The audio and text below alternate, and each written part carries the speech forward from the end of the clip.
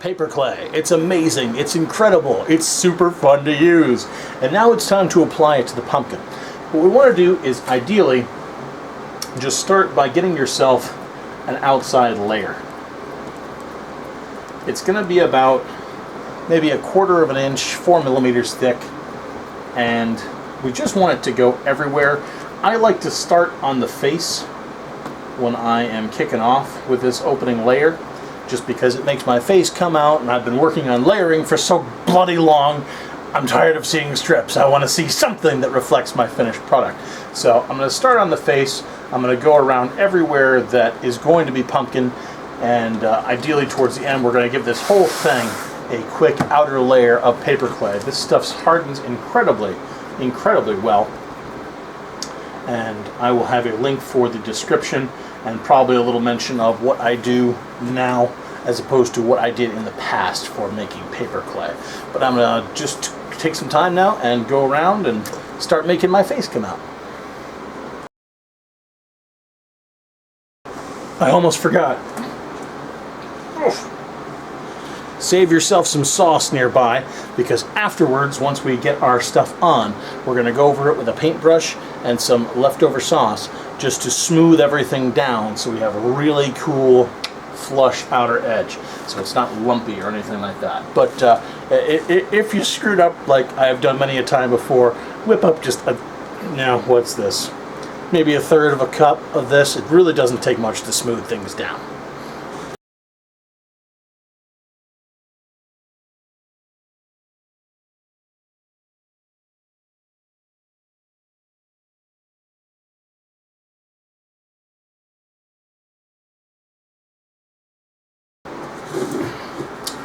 Alright, I've added some paper clay to the project here and got that going. I am currently out of this batch of paper clay, so no more left. We're at a project breakpoint, and the last thing I want to do that I do now is do some smoothing on this paper clay. The old method always involved putting some sort of skin material on top of the pumpkins, usually a brown paper bag soaked in some paper mache fluid.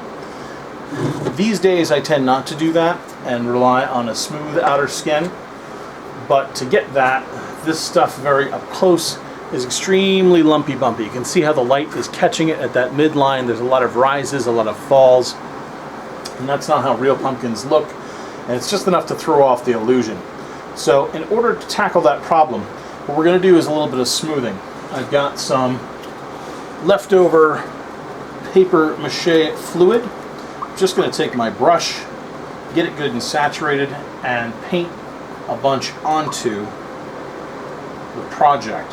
What this is going to do is seep down into the outer layer of paper clay, make it a lot softer and a lot more pliable.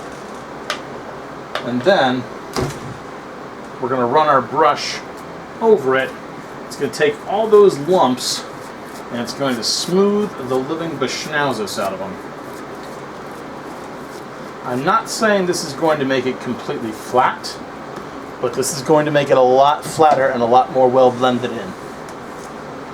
So this is the paper clay smoothing procedure.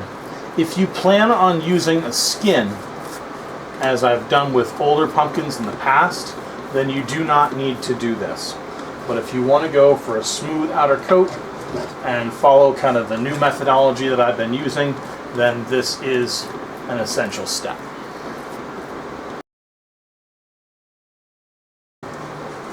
Now you can glob on your fluid first, or you can paint it down as you go.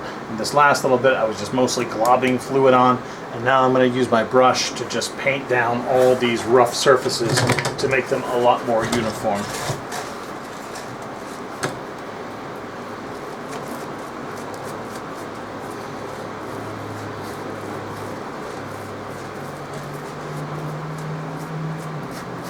The direction that you go with your painting really doesn't matter.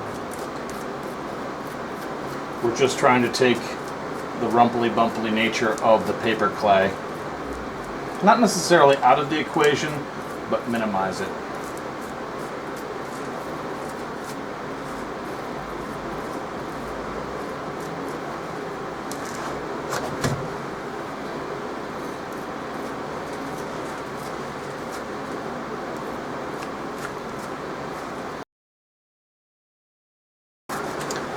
The other thing that this will do is if you've got areas with joining lines that are really apparent, it will smooth those sections together and make joining lines go away.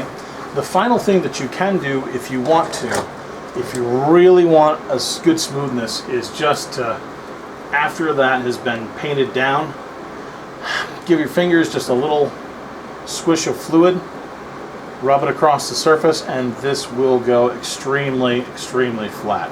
If the surface is already very moist, then you can just take a finger and go over it, and this will really iron out any bumps that are in it. You might find that you get kind of a gooey clay and fluid mix that's really thin on your fingers. You can just wipe it on a section to get it off if you feel like it, or just keep on going, doesn't really matter.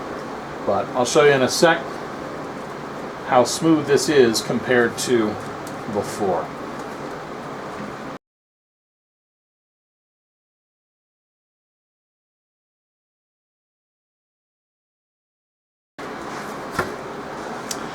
Okay, here is the surface and how it takes on the light with the paper clay smoothing. Let's try not to ram it into anything else. But you should be able to see that that surface doesn't have anywhere near the rumbly bumblies that existed beforehand. It's pretty uniform.